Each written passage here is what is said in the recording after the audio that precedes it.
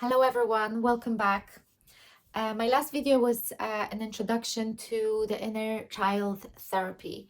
And today I will continue this subject, but I will focus more on the healing process itself. When healing from trauma in the inner child therapy, we can become our own inner empathetic witness.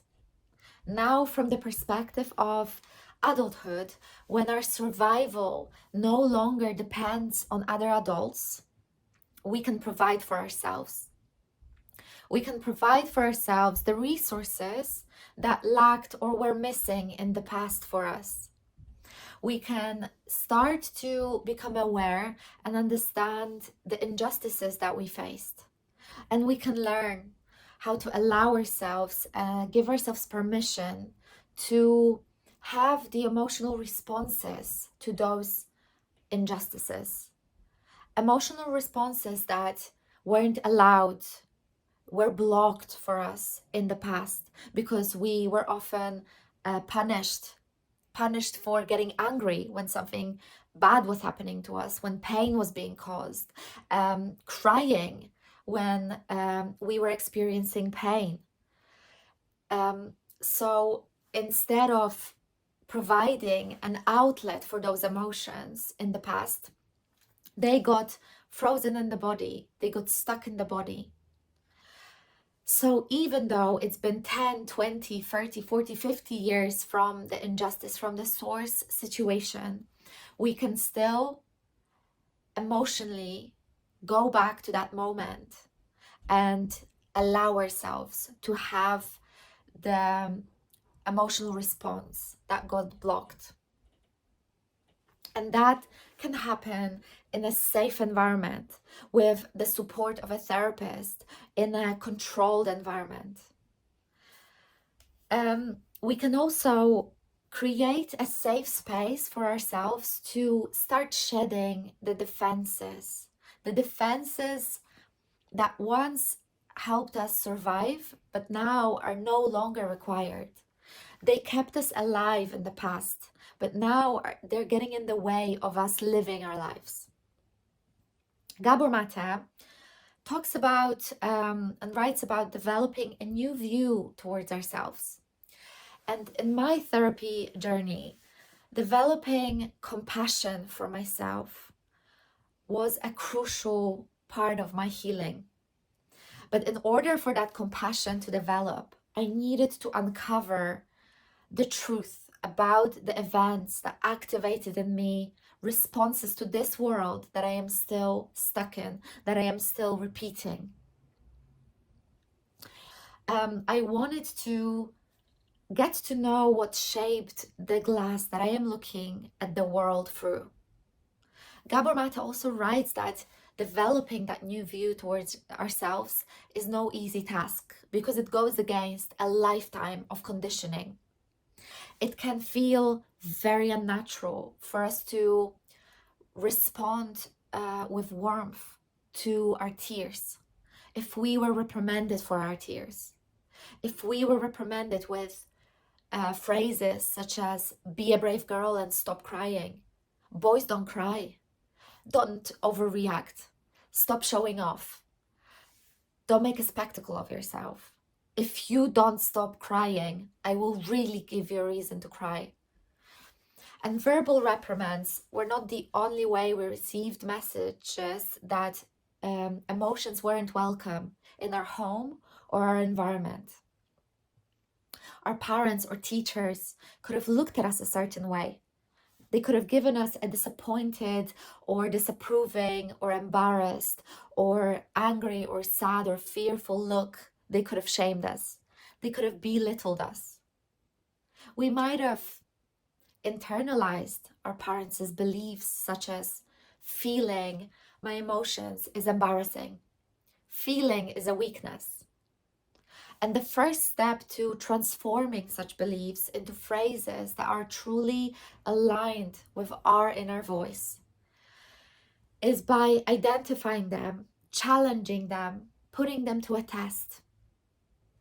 Do I really believe that feeling my emotions is a sign of weakness? Or do I choose to hold on to that belief because it protects me? It protects me from having to confront something that terrifies me. It protects me from entering a space where it's going to be uncomfortable. The practice of challenging our belief systems is an extremely powerful tool in reclaiming our true self. And the inner child therapy facilitated the journey for me in uncovering those parts of me that were hidden, forgotten, silenced, in order for me as a whole to be accepted. Healing from trauma is an extremely delicate process. There's a reason why we so diligently guard our suppressed emotions, hidden in the depths of our subconsciousness. And it's because it's an open wound. It's a vulnerable space. We are about to open doors to our past and see our younger selves suffer. We weren't taught to react to our own suffering with empathy and with warmth and with love. So there's a risk we're going to continue to diminish, dismiss, blame, or shame ourselves because we were told that it was our fault. The truth that our parents were our oppressors was too difficult of a reality to face. So we believed that it was our fault. So we believed that we were the problem. In fact, it was less threatening for us to believe that we were the problem over the person that our well-being entirely depended on. When accessing childhood memories, it can be difficult to make obvious connections to the hardships we experienced because traumatic memories hide deeply in our subconsciousness. Physical and emotional abuse can feel like something that we deserved, like something that can be excused. So it's often really difficult to recall or identify. And that's why it's so important and so helpful to have a therapist, somebody who had identified dysfunctions, traumas, injustices, toxic behaviors in their own life.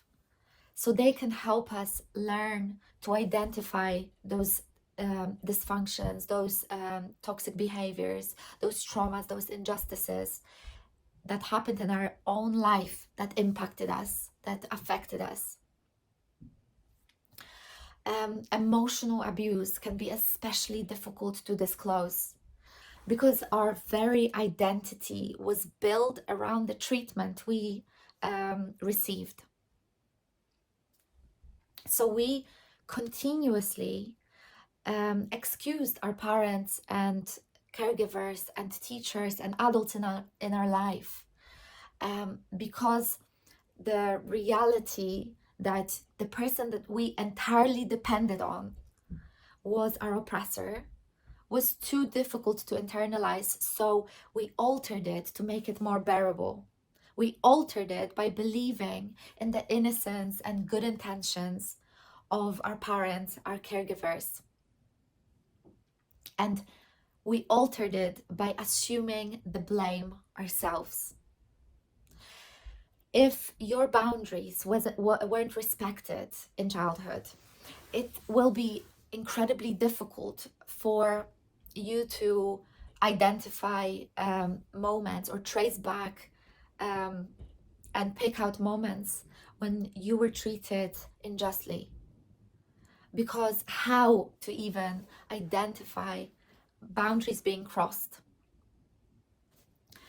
Emotional abuse can 100% cause severe trauma and can hugely impact a person's life. Gabor Mate writes about two forms of memory, explicit and implicit. Explicit memory is recall.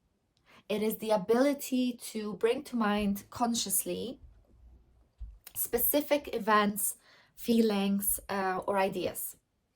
Implicit memory carries the neurological traces of infancy and childhood.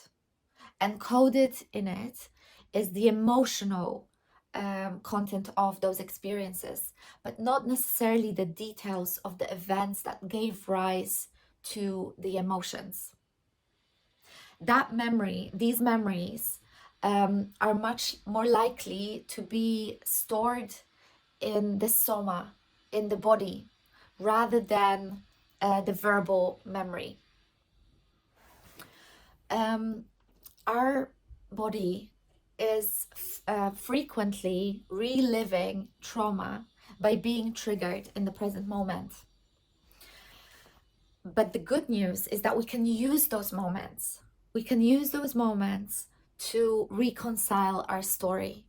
We can use those moments to heal ourselves by introducing sensations that we're missing, but were needed at the time of the trauma response being activated, such as freeze. We can heal by introducing those sensations in the present moment, because our body exists fully in the present moment. It doesn't know the past or the future, and it is from the space of the body, not the mind, that we can introduce healing in the present moment. There is a huge stigma around being ungrateful to parents. There is this huge stigma around holding our parents accountable for their mistakes, for their harmful behaviors. But excusing parents is and caregivers and adults in our lives that were in our lives during our childhood is just continuing to not be there for ourselves, is just continuing to disregard ourselves and our pain. Because when our parents were causing us pain, nobody validated us. We were unimportant. Our pain wasn't acknowledged. We were isolated in that experience. So excusing parents out of toxic loyalty is just continuing to not see ourselves in that painful experience. The reality of being hurt by the people that we rely on the most is so painful, is so difficult to internalize, that we create a different reality for ourselves. But reconnecting with our life story, the way it actually was, exactly the way it was, is such an important part of healing.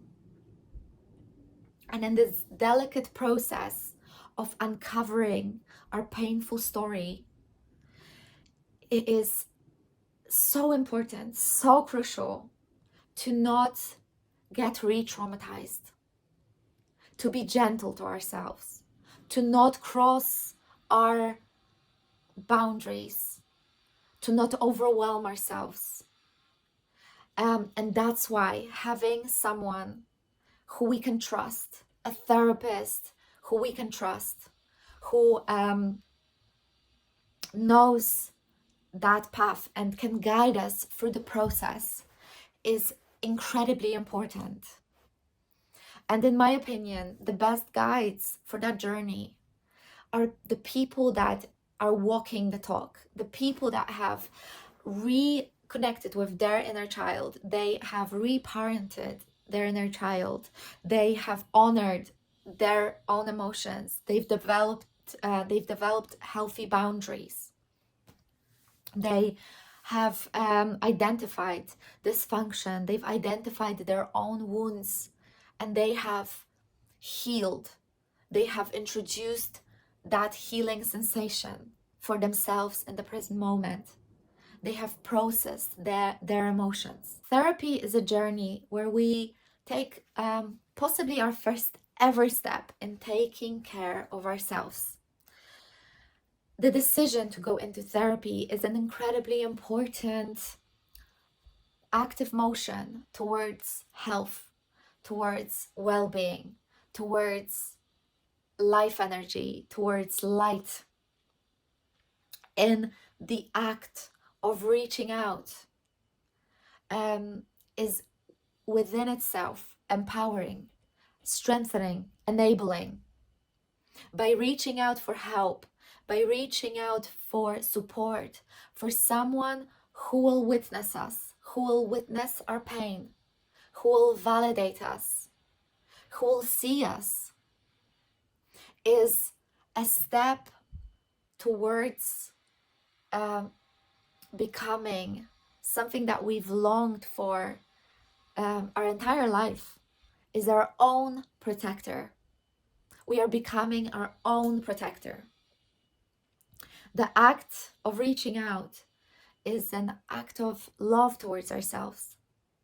That act says, I matter. My well-being matters. My health matters. This is what inner child therapy is really about. Acknowledging the parts of us that remain hurt. Instead of unconsciously reacting from those wounded spaces in us, we look inwards at the parts that are hurting and we are present for them. We start assuming responsibility for ourselves because we find powerful resources within. We are no longer powerless children. We can grow and we can reparent the versions of ourselves that are still very much alive in our bodies and in our hearts. The versions of ourselves that remain lost, hurt, and helpless. This is what the inner child therapy is, in my opinion. This is what I've got for you today. But if you have any questions, any comments, or maybe your point of view is different, or your perspective is different, or you have something to add to that, then please do get in touch, and I will try to answer also any questions that might arise. Thank you so much for listening and being here, and I will see you at the next video. Bye bye.